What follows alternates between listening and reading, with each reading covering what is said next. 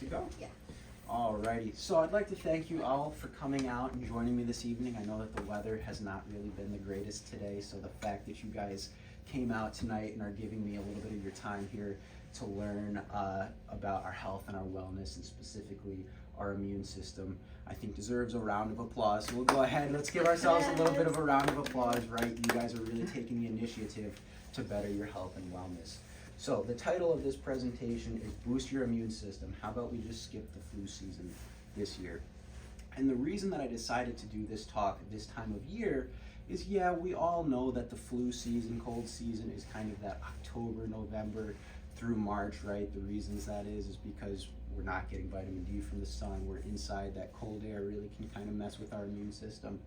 But what I've noticed is that from about the second week of January through the end of February, beginning of March is really when it kind of steps up, when it's the worst. I know I see that in my office. People are canceling appointments because they have, a little cold, they have the sniffles, whatever it may be. There's a couple reasons for that, but I think really that we see the second half of the flu season being a little bit more intense. I think one reason that is because what happens right before that second week of January, it's the holidays, right? And we're maybe not eating as healthy as we should. We're probably not moving or exercising as much as we should. We might have a couple days off from work, which is great, but what happens January 2nd, January 3rd, we go right back to work. We start to pick up this unnaturally stressful lifestyle that we live. And then what happens, we start to see these kind of colds and flus pop up. Everyone's getting sniffles, right? So let me ask you guys here, when I say being sick, getting sick, what do you guys think of? Anything, coughing, right? Anything else? What else when I say that? Aches and pains. Aches and pains, body aches, a fever, that congestion. Now what I want to ask you guys is, do you think that these symptoms, these body aches, the coughing, the fever, are these good or are these bad? Are these a good thing that we experience, or are they a bad thing? I just heard about this. It's good, isn't it? Right, Yeah. exactly. So a lot of people's first instincts is to say, oh, it's a bad thing, right? And I understand it's unpleasant to be to be sick, right? To have a fever. It's unpleasant to go through these symptoms. But what is that when we really think about it? It's our body doing exactly what it needs to do. Why do we spike that fever? Because there's a foreign invader that our body's trying to fight off. Why are we coughing and producing this phlegm? Because our body is trying to protect itself. So one of the biggest things that I want you guys to take from this talk tonight is we're going to go over things that you should be doing, right, to help increase your immune system. But I think the most important thing that you can get out of this is have a little bit of a paradigm shift, right? And stop thinking about being sick as a bad thing. Oh man, I'm sick, that kind of stinks. And start to recognize how important and how great of a thing it is, because it's our body doing exactly what it needs to do. So the first thing we have here is the wellness paradigm, and now we're all somewhere along this this continuum here. Now, because everyone here gets adjusted, I know everyone here is kind of concerned about their diet and trying to eat as well as they can. Everyone here is trying to exercise as much as they can. We're all going to be kind of on this side, on the higher level wellness, which is excellent. So let's take a look at that. The first thing here, if we can all see it, is awareness. So what is that? Well, everybody who comes into the office here, comes or gives me a call, is already on that higher level of wellness because they're aware, right? They're aware that there's something wrong and that something needs to be done about it. Moving on, we have education, and everyone who's here tonight is already taking that step towards educating themselves on better ways to live healthier and to live happier. So we have awareness and education. When we put that awareness and education into practice, we see growth. That's where we see our highest level of wellness and our highest potential. Now, on the other side of this paradigm here, we have signs. Who can tell me what a sign is? Does anybody know? Is it like early symptoms? So for example, I have some dental work and it starts to ache if I'm coming down with something, or my resting heart rate goes up. Okay. Early symptoms. So you can kind of think of it like an early symptom. You had mentioned something else though, your resting heart rate. So when that's a vital sign, right? When we think of vital signs, it's something that we can measure. It might not be something that we necessarily feel. So another vital sign is your blood pressure. You don't necessarily feel what your blood pressure is, but you can measure that. You can take note of that. And so what happens with these signs is that if they're left unchecked for too long, they develop into symptoms. So with that blood pressure example, what happens if we have blood pressure that's too high for too long and we don't do anything about it? You might develop what's called a hypertensive headache or a high blood pressure headache. And when those symptoms start to hang around for too long without being checked, we move further down the line into, unfortunately, disability and premature death. And so if we have that high blood pressure that's left unchecked for too long, what happens? For, unfortunately, a lot of people, heart attack, cardiovascular events. And so what we really need to do is we need to start listening to these signs and symptoms that our body is talking to us through. And so this talk that I'm giving tonight here is about the immune system, but what I want to do is I want to have a whole series on what we call body signals. And so your immune system and you getting sick is one signal, one body signal. It's your body trying to talk to you. We're going to have a whole series on a bunch of different body signals. So here we have the iceberg. Everyone, I'm sure, is familiar with the iceberg theory. The tip of the iceberg, what we see is a small part compared to the rest of the iceberg, or what lies below the water. And so a body signal are one of those symptoms. It's the small thing that we see on top of the water. These signs, these markers that we have, is what lies beneath the marker. So we really need to pay attention to these body signals. Now, 3 big key thoughts that I want you to take away from this presentation tonight here. The first one is sickness is part of health, right? We had kind of talked about that earlier. And we oftentimes think of getting sick as something that's undesirable, that's kind of a pain in the butt. But when we are sick, it's just our body doing exactly what it needs to be, what needs to be doing. The second big thought here is your inner phone battery. So if you think about using your phone when you're doing something that's really taxing on your phone, like watching a video, using the GPS, that battery starts to deplete really fast. In our body, our immune system kind of is like that battery. When we're fighting an illness, when we're fighting some sort of infection, it's very, very taxing on our body. So we need to rest, we need to recharge our battery, especially when we're fighting something with our immune system. And the last big thought here is you don't get sick, you do sick. And what I mean by that is when we say we get sick, it's implying that it's kind of just random chance, right? You come in contact with a germ and you get sick. What I'm saying is that you do sick. So what you do in terms of your diet, what you do in terms of exercising, what you do in terms of your mental health and your thought life are all things that contribute to whether or not you get sick, right? We come in contact with these germs every single day, hundreds of times, and we're not always sick because we're doing the right things before and after. But once we start to not do the right things, that's when we start to do sickness. Now what I want you to think of is I want you to think of your health as your bonfire. And we want to have the biggest bonfire, right? We want to be burning bright. We want to have a lot of energy in our life.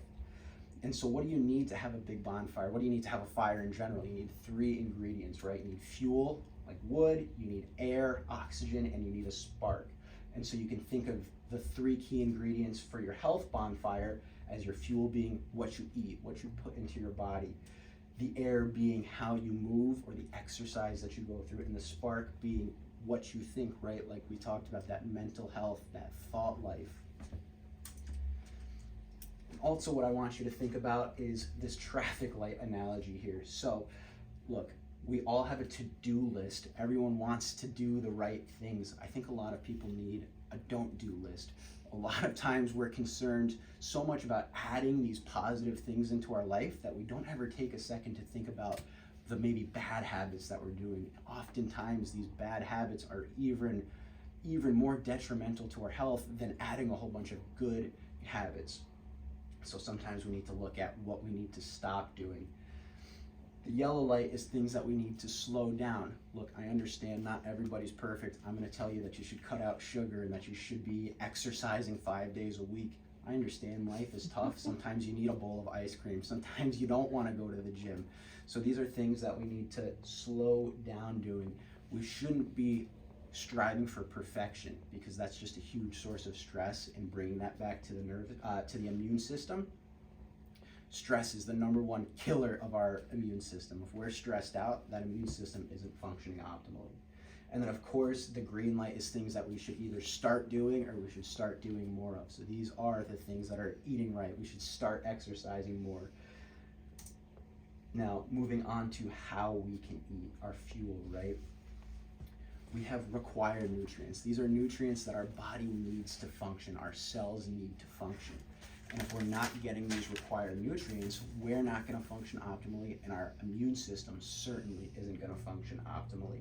Now, as part of these required nutrients, we have essential nutrients. And what makes them essential, why they're called essential nutrients, is because we can't synthesize these in our body. We need to get them either through our diet or through supplementation. So a lot of times with these essential nutrients, the best way to get them is, like I said, through our diet, through whole foods. What I mean by whole foods, a general rule of thumb is if it grows in the earth or if it walks the earth is good. If it was made in a lab and it's packaged in bright, colorful boxes and packaging, it's probably not too good, which leads us into this toxic food burden here. So much of what we consume is toxic. It's not good for us, Tom. I know that, not to call you out, but I know that we've had this conversation about this toxic burden on the body. And if we're eating all this processed kind of junky food, not only are we not getting the required nutrients that we need, but a lot of times these toxic foods deplete us of the nutrients that we do have in our body. So what we're calling bonfire correct, or the things that you should be doing to have this optimal, this big, brightly burning bonfire, our health, the first thing we should be doing is unlimited vegetables, right? Preferably non-starchy vegetables like leafy greens, like broccoli, like cauliflower. These, you can have as much of that as you want. An abundant source of lean, natural meats, preferably grass-fed, preferably wild-caught if you're eating fish. Now, I understand some people don't particularly like meat. They might want to do some sort of vegetarian, vegan option. It's really important that we're getting our fat and we're getting our protein if that's the route that you choose to take.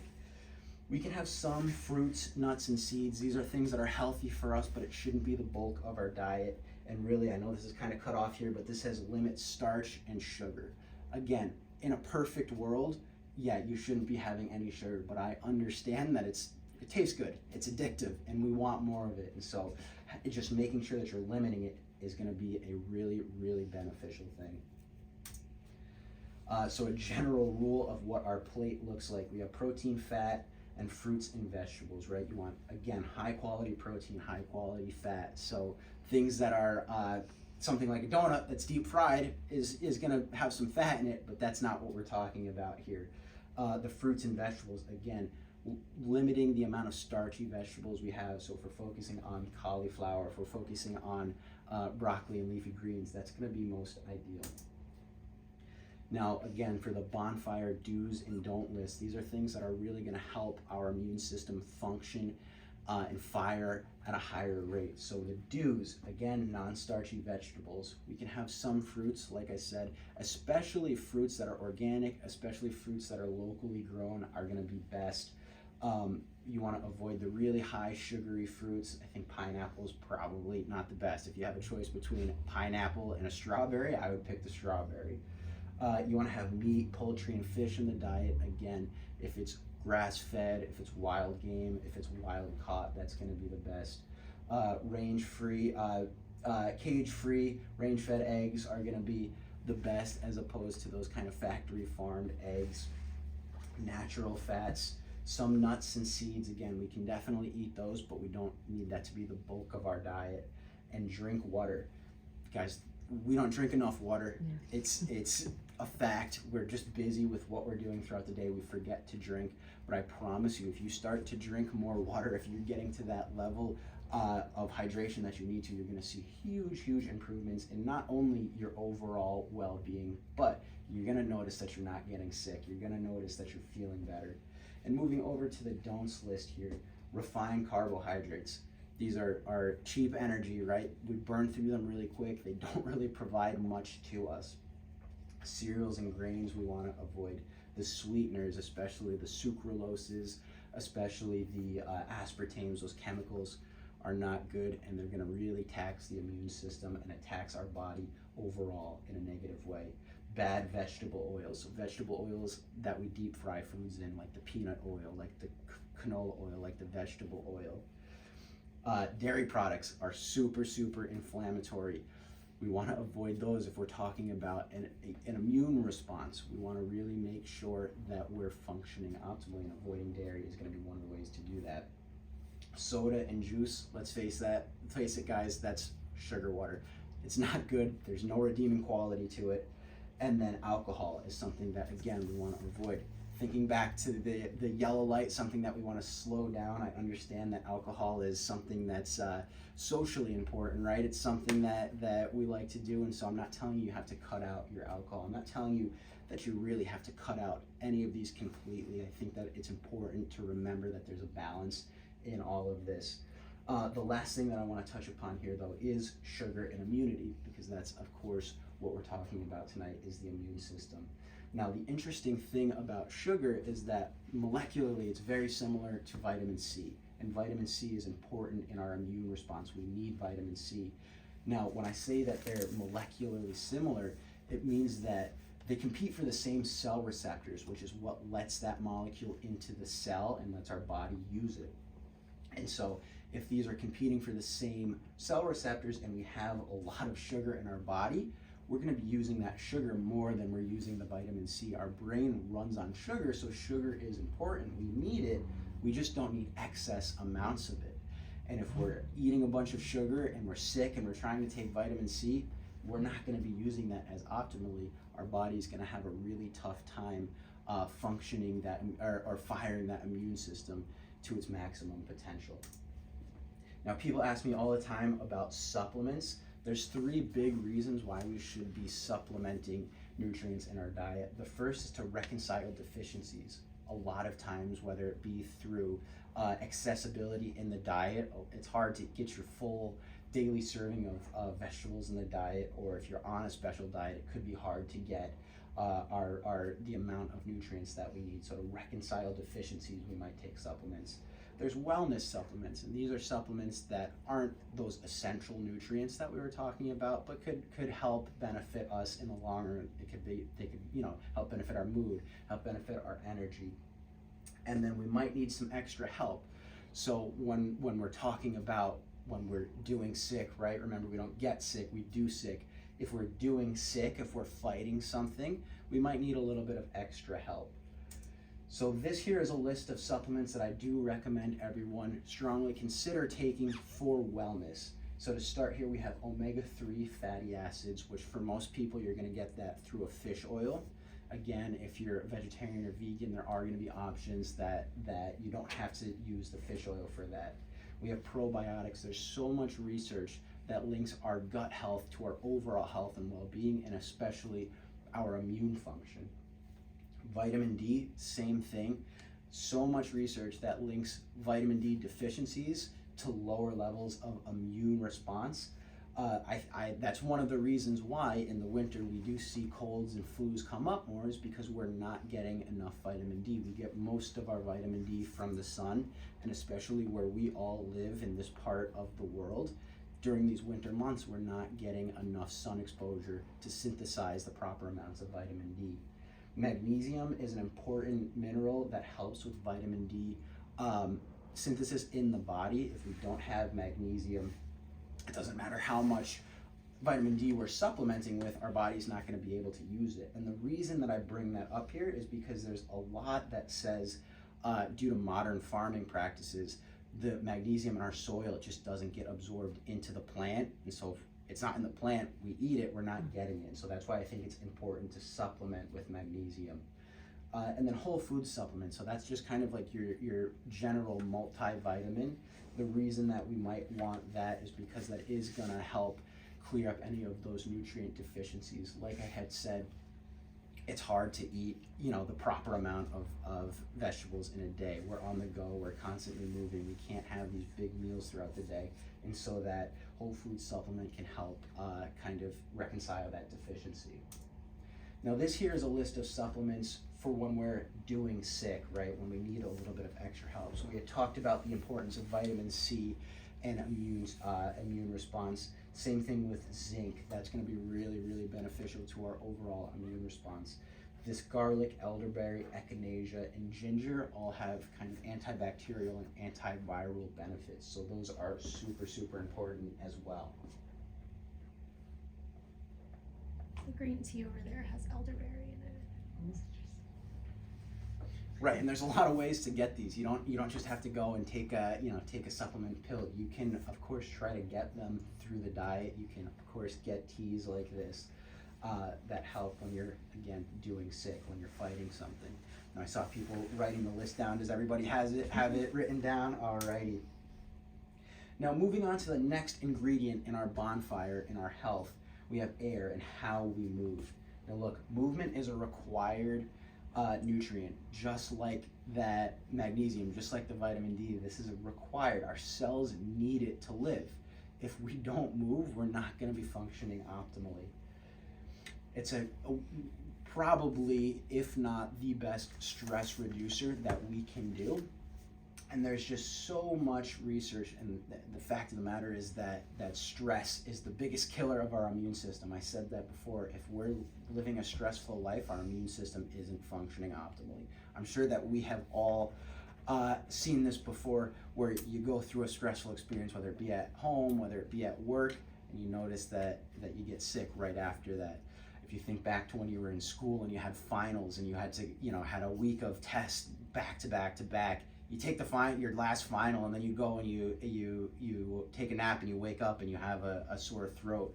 Because of this stress, our immune system is weakened, and that's when these opportunistic infections can kind of take hold. Now, what is important to note is that when we're recovering from fighting an illness, you've got to rest. You really cannot power through it. You can't work out through it, because if you remember that inner phone battery that we talked about earlier, if our battery is drained, which it is when we're fighting something, when our immune system is functioning, we need to rest and we need to recharge. Now again, like I said, exercise is a required nutrient. Another benefit that exercise has is for hormonal cycles. So it not only helps with the day-night cycle, it helps us sleep better. It helps us with our insulin sensitivity, right? And that kind of the blood sugar issues can be benefited with exercise. And of course, it helps our lymph system and our circulation, our blood flow. The reason why this lymph system is so important when we're fighting something, when we're dealing with an illness, is because the lymph system is basically the janitorial system of the body. It goes up and it cleans up all of the icky in our body. And so if our lymph system isn't functioning properly, we're going to have a tough time recovering from that illness.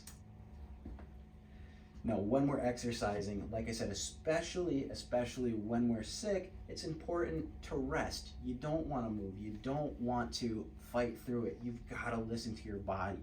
Remember, we were talking about those body signals. I'm trying to help you guys understand to listen to these signals from the body.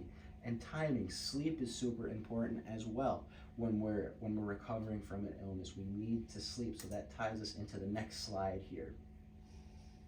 You need 7 to 9 hours of sleep a night. If you're not getting 7 to 9 hours of sleep tonight, if you're one of those people that say, oh, I function fine on 6 hours, I can almost guarantee you, you're not. You're not functioning how you should. You might not have symptoms, you might not be outwardly showing these symptoms that something's wrong, but I can guarantee you that that's a sign that something is wrong.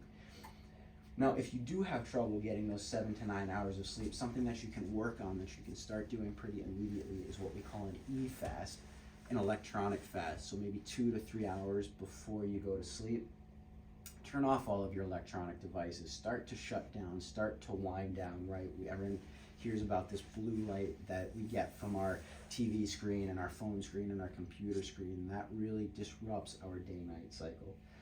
And look, nap. If you're tired during the day, especially if you're not getting that 7 to 9 hours of sleep a night, nap.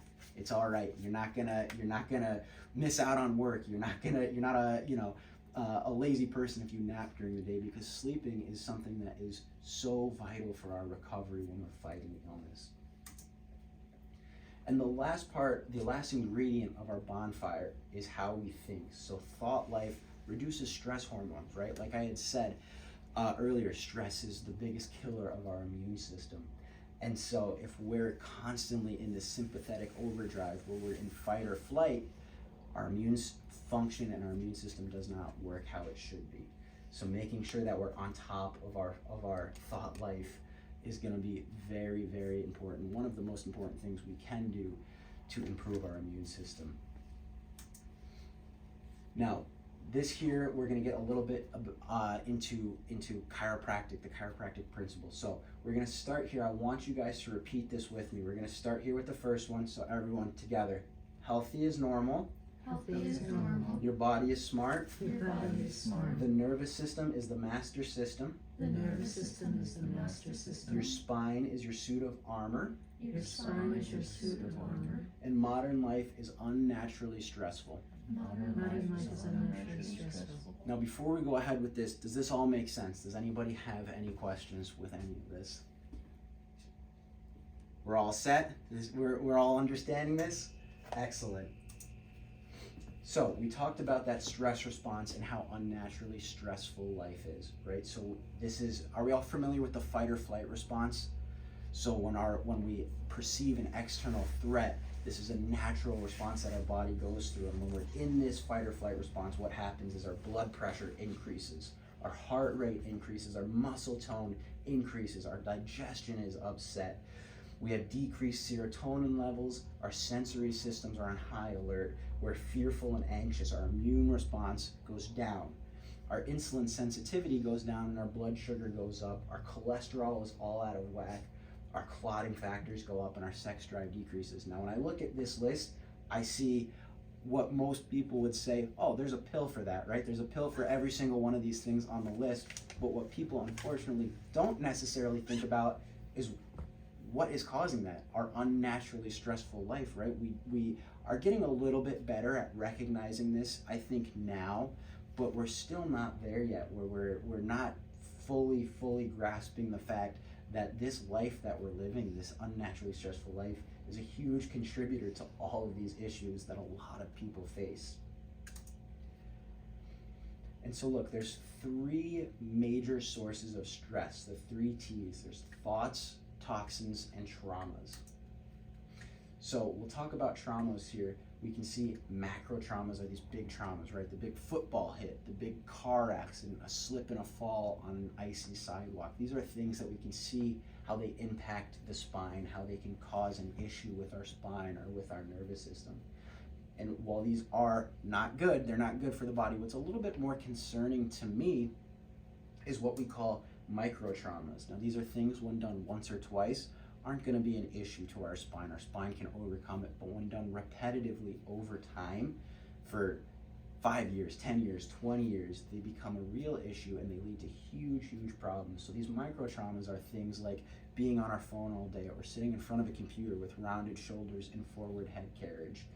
It could be sitting in front of the TV, not exercising enough. These are these micro traumas, and look, we all do them. I do them. As much as I tell people that you gotta be stopping that, you gotta be getting up throughout the day, I find myself sitting at the desk in a slumped over position.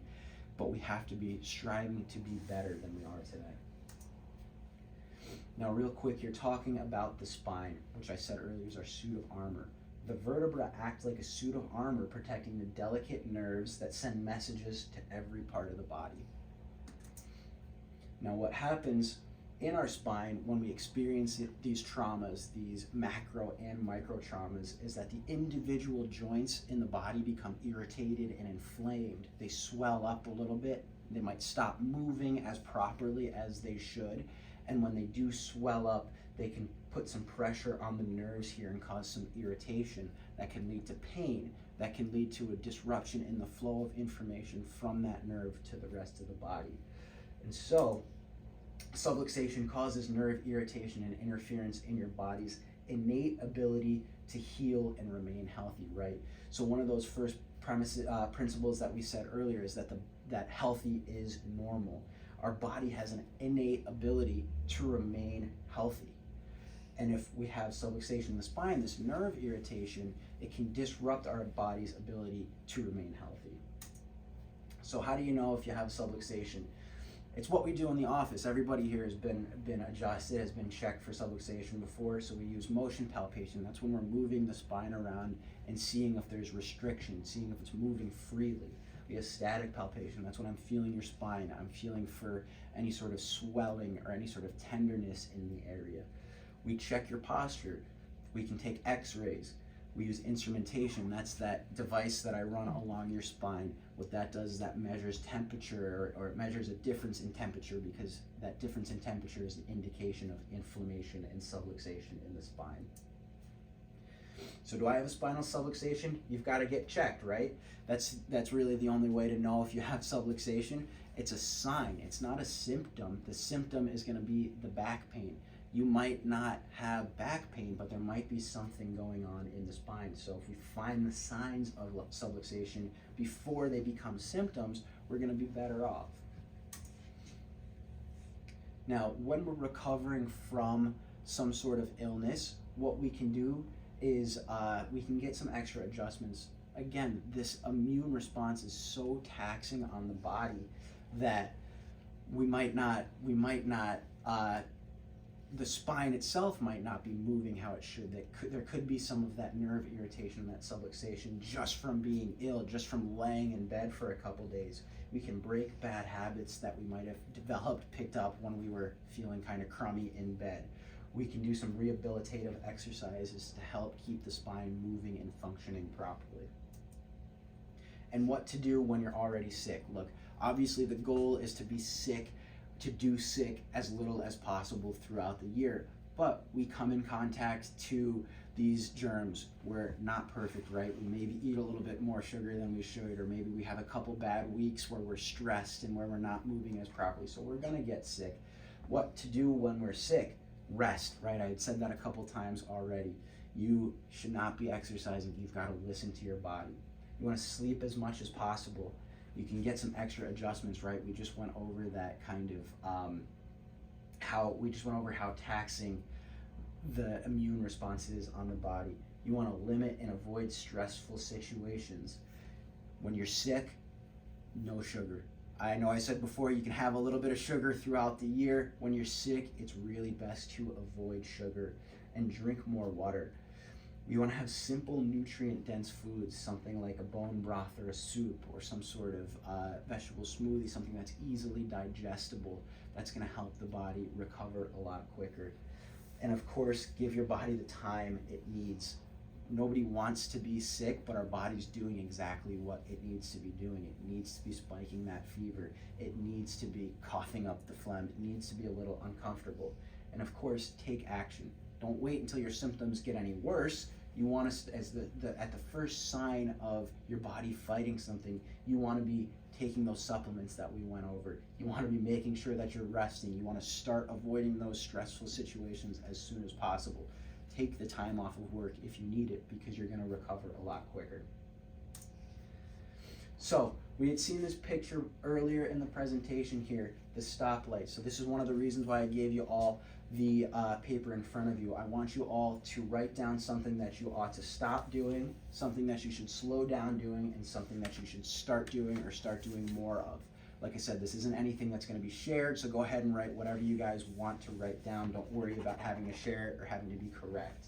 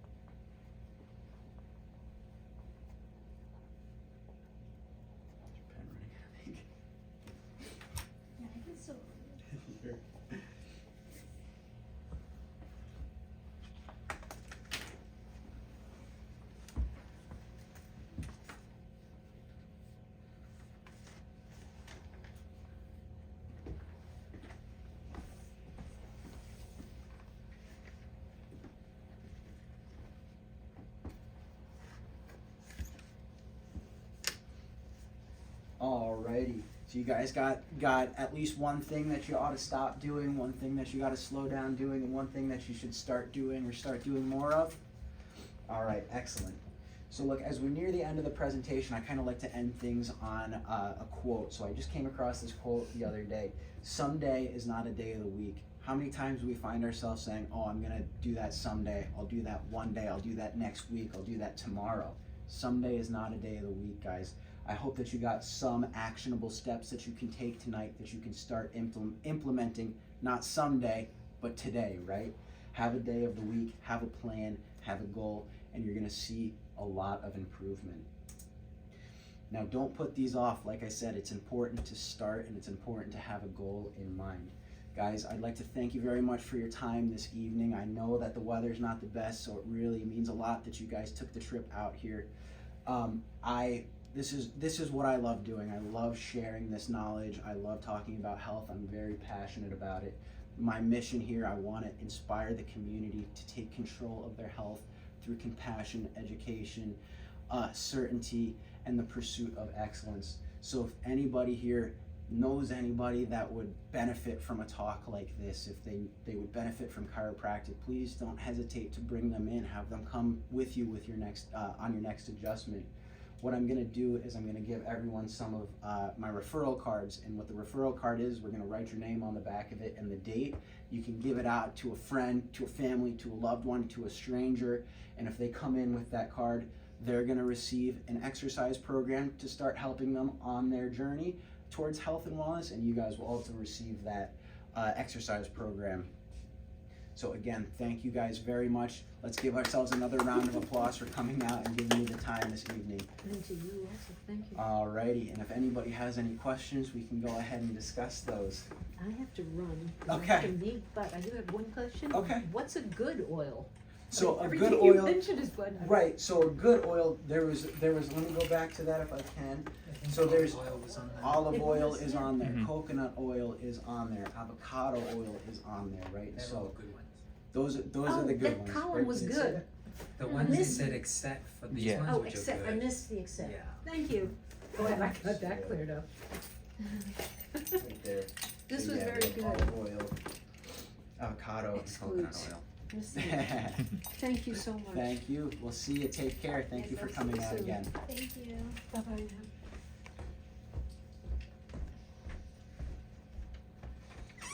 Any other questions? I've got a question. What's that? So I'm actually kind of glad you're on this slide, but so like a lot of the recommendations for eating healthy are like free range or organic or locally sourced and things like that, which like in an ideal world would be really awesome if everyone could do, but I understand that like a lot of families can't afford that sort of lifestyle like sustainably, especially in this economy. So like what are your recommendations for people with that kind of like Yeah. barrier? It's tough, right? There's a lot of things that we need to consider, and we don't live in a vacuum, but I think that you have to be doing your best. And so, yeah, you might not be able to eat every meal with organic, locally sourced vegetables and free-range meat, but if you can start by having one meal a week, you're gonna be better off than not, you know. So I understand that it can be tough to make these changes, but if we're making them to the best of our ability, we're gonna be in a better position. Anybody else? You mentioned that dairy products are super inflammatory. That was something I didn't know. Is that super inflammatory to everybody or people with like dairy allergies? I listen, because obviously I know, you know, what your experience is right now. Look, dairy is pretty inflammatory. Obviously, again, kind of going off of that, there's going to be better sources of it, right? If you're getting kind of that either raw or organic dairy, it's going to be better than eating a Kraft American Singles, right? That's totally different. But as a general rule of thumb, dairy is pretty inflammatory, and especially when we are dealing with that an illness or a cold or something like that, dairy is just really, it disrupts our gut microbiome. It disrupts our digestive tract, even if you don't necessarily feel it, right? It's not like you have to be lactose intolerant, where if you eat dairy, you're running to the bathroom, but it's just tough on the body. What about like Greek yogurt? Like plain Greek yogurt without sugar? Is again, that's going to be a better choice. Yeah, eating plain Greek yogurt, because there are some positive benefits to something like yogurt, pros outweigh where you're getting those probiotics, you're getting the live culture that's in that, and so that's going to help. Of course, like you had mentioned, that kind of plain, unsweetened Greek yogurt. It's the same thing, with cheese. Again, if it's kind of that organic cheese, it's going to be a little bit better than eating a paleo cheese stick. Going back to the yogurt though, if you're eating yogurt that's not unsweetened, that's got a lot of sugar in it. And again, when we're talking strictly in regards to the immune system and to fighting off infection, you want to really make sure you're limiting to almost zero your sugar intake. So you listed a bunch of things that you can take to boost the immune system, like vitamin C, garlic, elderberry, echinacea, ginger, and zinc. So I always find that people take those too late. Like you're already like super sick, and they're like, "Oh, I've got to have an orange." It's like it's too late to be orange.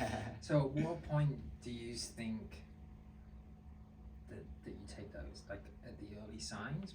So absolutely early signs, right? I think it was like one of the last slides that I had up here is take action. That's what a lot of people, myself is included, you feel a tickle in your throat and you're like, I'm not sick, I just, I swallowed air and that's why it's there.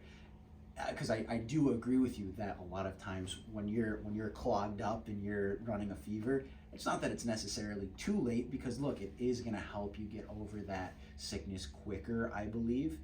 But yeah, you're in the brunt of that sickness already, and those symptoms are where they are. So I think that the first sign, absolutely, with those particular supplements, something like a vitamin C. Look, a lot of the vitamin C's, like those emergency packets that have 1,000 milligrams of vitamin C. At the end of the day, you're peeing a lot of that out. What is it, like 400 milligrams Only is what 250. 250 milligrams is what your body actually uses. Now, on that note, with those vitamin C packets, I do think that's the best way to get vitamin C, because vitamin C is something that oxidizes very quickly. So if you were to just get a bottle of vitamin C, you'll take the first pill and you'll get the vitamin C out of that pill, but because it's been opened, the rest of those pills are going to oxidize. So those vitamin C packets that are single use, I think, is the best way. You just kind of have to acknowledge or keep in the back of your mind that you're going to be excreting a lot of that anyway. Those vitamin C packets also have other stuff in it. They have vitamin D. They probably have zinc in it. Don't they also have quite a lot of sugar? They shouldn't. I mean, some of them might, but I know that there's ones that don't have a crazy amount of There's sugar. some with like sugar alternatives. And there's ones with, and like we talked about, the sweeteners are not good, but there are all right sugar alternatives. Something like stevia, something like monk fruit. Those are not as inflammatory to the body. So if you are looking for those packets, and you're looking for one that doesn't have sugar, because of course sugar is not good for you when we're fighting an infection, you want to look for them with those sugar alternatives. And I guess it goes back to what you said, like it's not like you'd be taking those packets every day. It's Right. just for like a short period of time while you're sick. And you mentioned sleep in the 7 to 9 hours. That's something I'm very conscious of. But to get 7 hours of sleep, you're probably going to be in bed for like 8 hours. So this is and sleep is a topic for a different day, and I'm eventually going to have a sleep discussion here. That's something that, and we had this discussion in the office? Yeah, so I was like, I'm pretty sure that we talked about this. When we're saying we're asleep, look, when you're sleeping from 10 o'clock at night to 6 o'clock in the morning and you're getting those 8 hours, you're not asleep for those 8 hours, because sleeping is a cycle. We go through the early stages of sleep, and then you get into the later stages, and then REM sleep, and then it starts over, and you're going to wake up in those stages of sleep. And so does it take you an hour to fall asleep? Is that what you would say? Because that is No, a different. I'm asleep in 5 minutes. Okay, right. So yeah, you might be in bed for 5 minutes, you fall asleep, and then you're gonna, if you get up 8 hours or 7 hours later, yeah, if you look at your watch there, it might say that it's 6 hours of sleep, but I think that counts as Okay. as that, you know, full night's rest,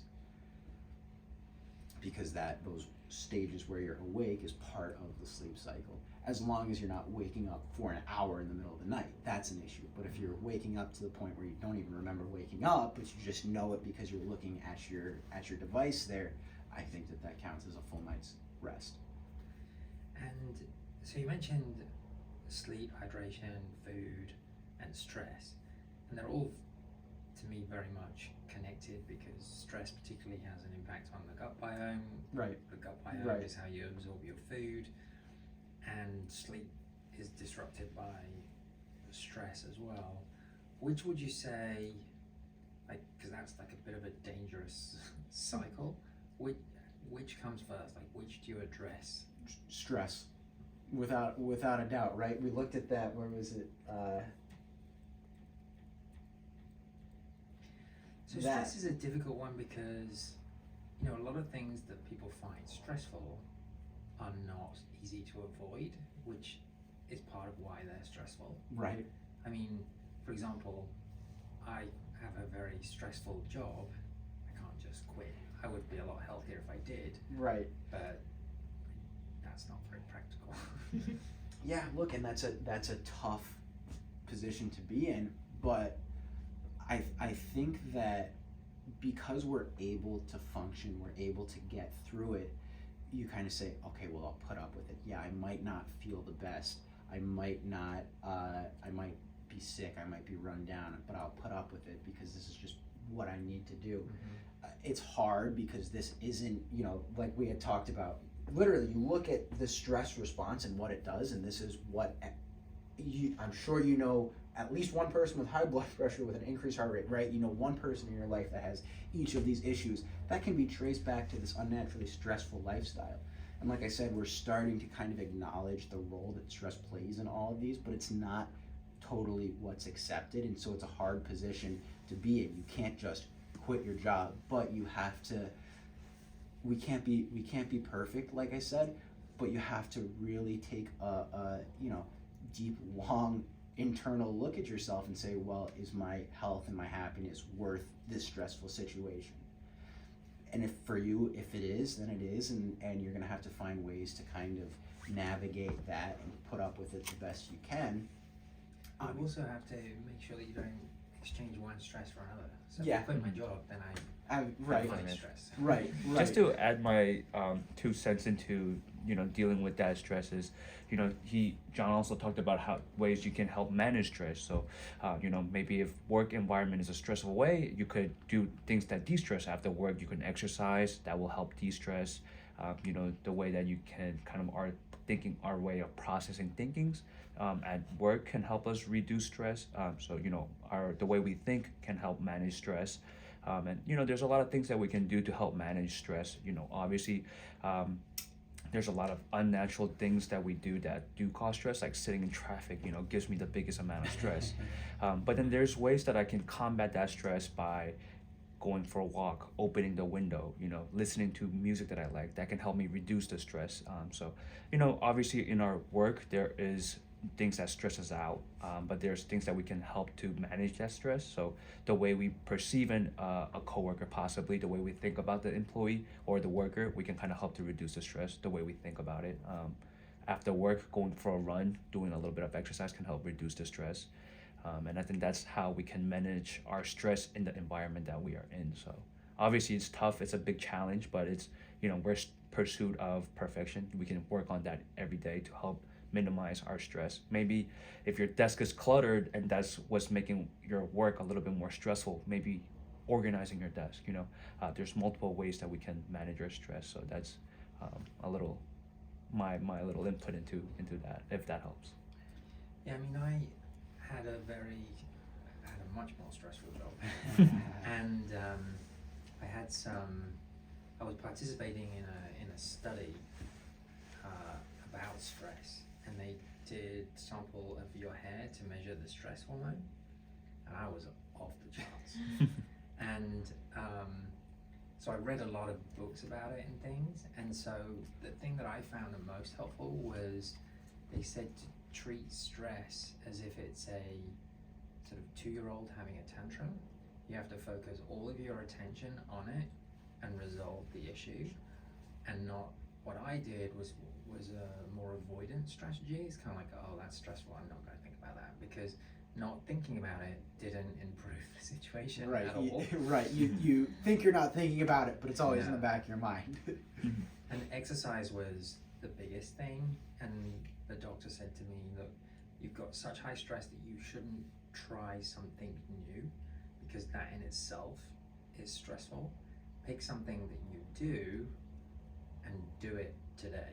And they were literally like, go home now and go running or swimming, or something that you do and do it today.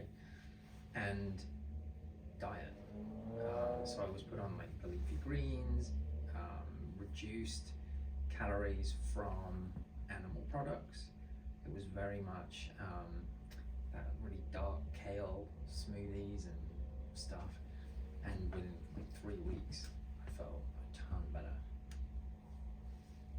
Right, and like you had kind of brought that up. You're like, it's a cycle.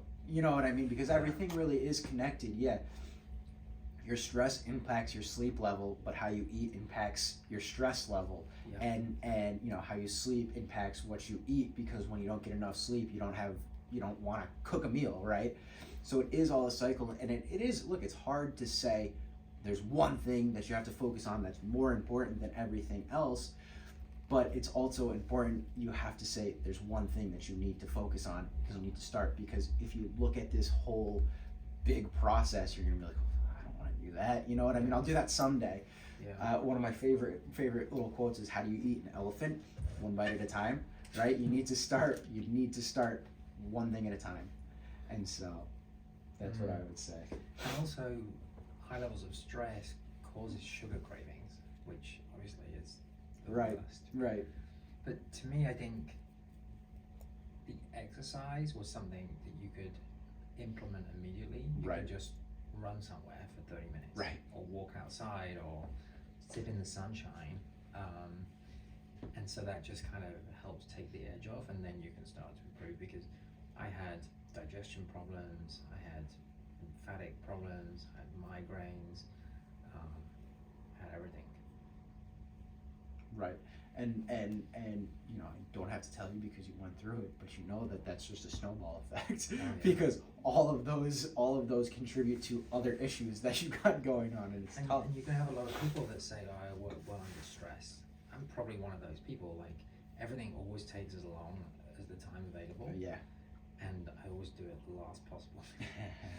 And I always think that that's because I work better under stress, like it's got to be done and I do it. And that's probably not true. I'm a little bit of a procrastinator, put things off until there's a better time and then never get around to it. And so a lot of the books that I read are kind of like, start today with a small step. And that sort of sets you on the right path. Absolutely. Yeah, absolutely. That's what I actually have another talk. But that's like the main idea of the talk is that you can do. It's called half hour to health, right? You need a half hour a day is all that I need you to give me, and if you do something with that half hour, you're gonna start to be healthier. You're gonna start to reduce the stress. You'll start to improve your diet. I agree with that. I'm very interested when you do the sleep speech presentation, because you know, I kind of went through that as well, and I think it was because I was stressed that I couldn't get the sleep that I needed, Right. which in itself is then stressful, and plus the whole diet thing. You know, you get up and you have coffee because you need to like kickstart your day, Right. but like that's the worst thing you can do. And you get in one of those bad cycles. But I've read a lot of books about sleep, and there's just some statistics that are just so fascinating, particularly around the immune system. Yeah. And I can't remember the numbers, but it's something phenomenal. Like, instead of 8 hours, if you get 4 hours, it reduces your immune system by something like 70% within 24 hours. Like, Right. it's really massive response really fast. Yeah. Yeah, no, it's certainly, and it's so funny because it's important, and we do it every single day, sleep, but we're all so bad at it. It's something that you don't think needs practice, but it really is, right? Making sure that you have a nighttime routine to kind of start to wind down, and if you're not focusing on that, your sleep is going to suffer. Yeah. I also feel like one of the things Tony said, talking about kind of like your work environment and how like almost subliminally the space that you create for yourself can affect your mental health and your stress levels, and like trying to control that as much as you can, like throughout the day, like in the places you go, or like the places you spend the most time, or even like your bed, like the space you're spending a lot of time in, try and like make it, you know, safe and comfortable and like not stressful, because you might not like realize it, but then like as the days go on, like I especially felt this when I was working remotely. I tried working from like many different places, and like automatically after a week working at like one place, I'd be like, oh, something is totally not right, like, I'm just stressed, you know, and I couldn't really put my finger on what it was, but once I was able to like take control of that space and make it comfortable for myself, I just felt so much better. And then the other thing too, like kind of related to what Tony was saying, is I feel like, and this also connects to sleep, just like our online presence, I think really also subconsciously affects our stress levels. Like the more you're online, the more you feel bad about yourself because you're just consuming so much negative media, whether you like it or not. And that's kind of just like the nature of the internet these days. But like reducing that exposure can really help, especially with your sleep. Like it's not just the blue light, but just your overall mood. Like when I feel like when I do like phone detoxes, it's just night and day. Even though I feel like part of me feels like, oh my god, I'm missing out, like I don't know what's happening in the world, like maybe there's this major world event that I won't know about if I'm not on the internet, but then like honestly sometimes ignorance is bliss. Like I just feel so much better. So that's another thing. I don't know, like if you use your phone a lot or like on social media. Not on social media, but like news and stuff. Well, that's what, Yeah. she's not just referring to, you know, Facebook or Instagram, but when you go on Especially news to apps, those things. you know, CNN or the Fox All News or whatever, negative. it is negative. It's just what it is.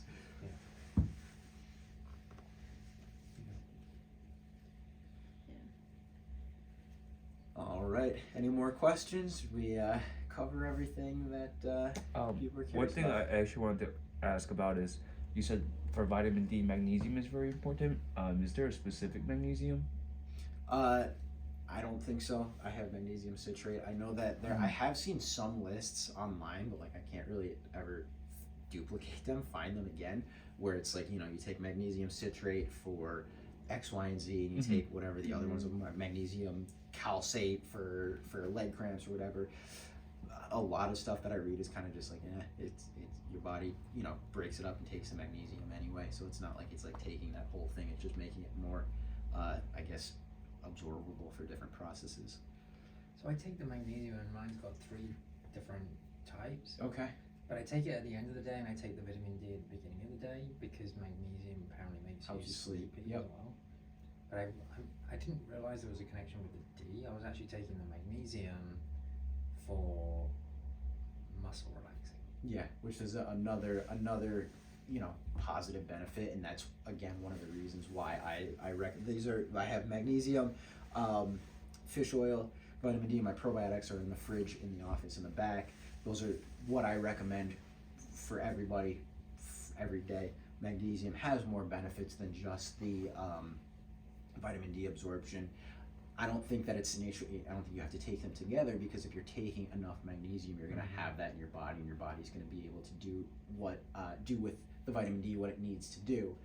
And so I don't think, you know, I know that benefit of muscle relaxing and helping sleep is there with magnesium.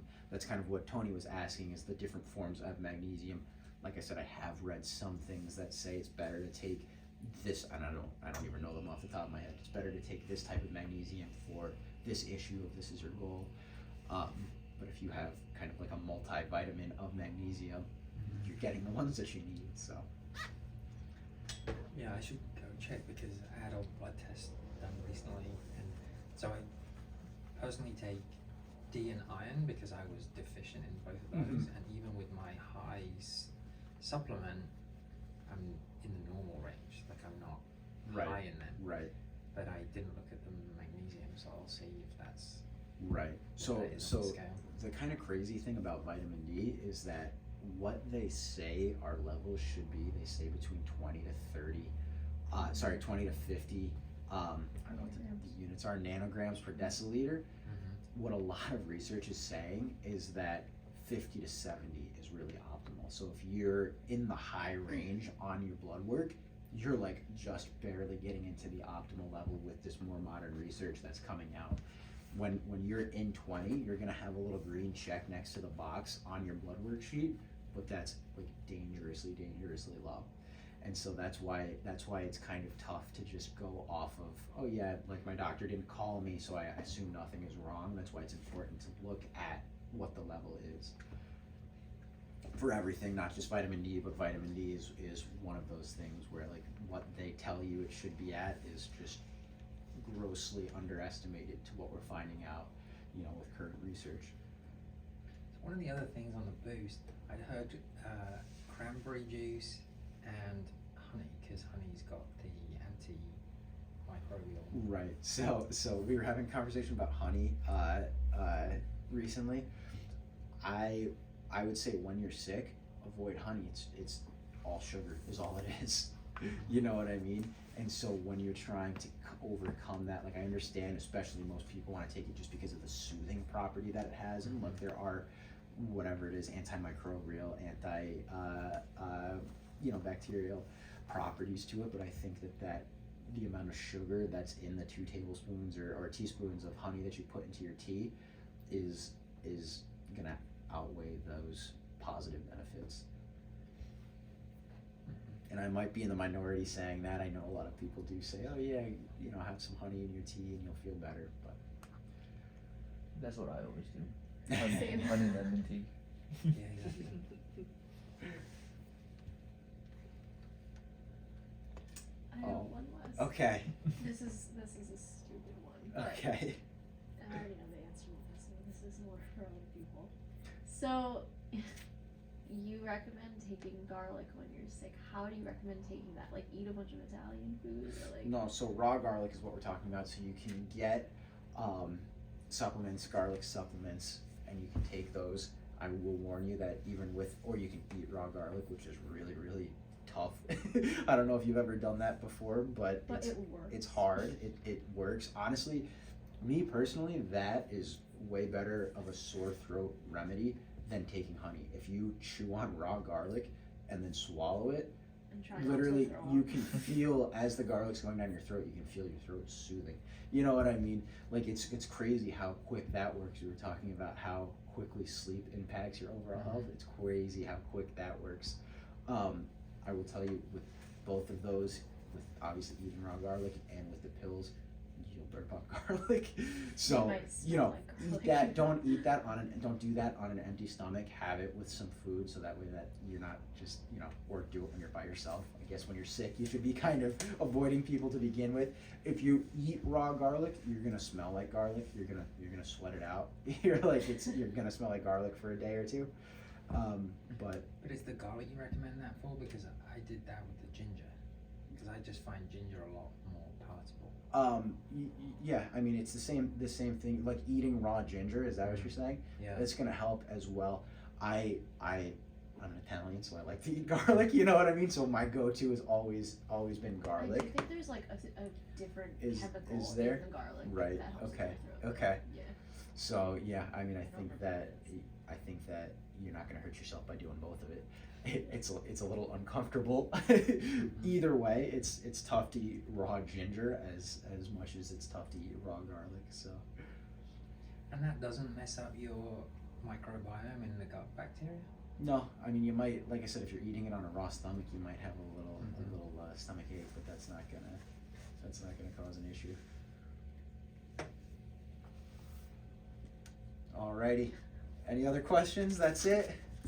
Alrighty, thank you guys again for coming out. I do appreciate you giving me your time, and like I said, I hope you took one or two things away from this that you can kind of implement into your life going forward. Thank you. Thank you very You're much. welcome. You're welcome. I'll grab those clipboards back.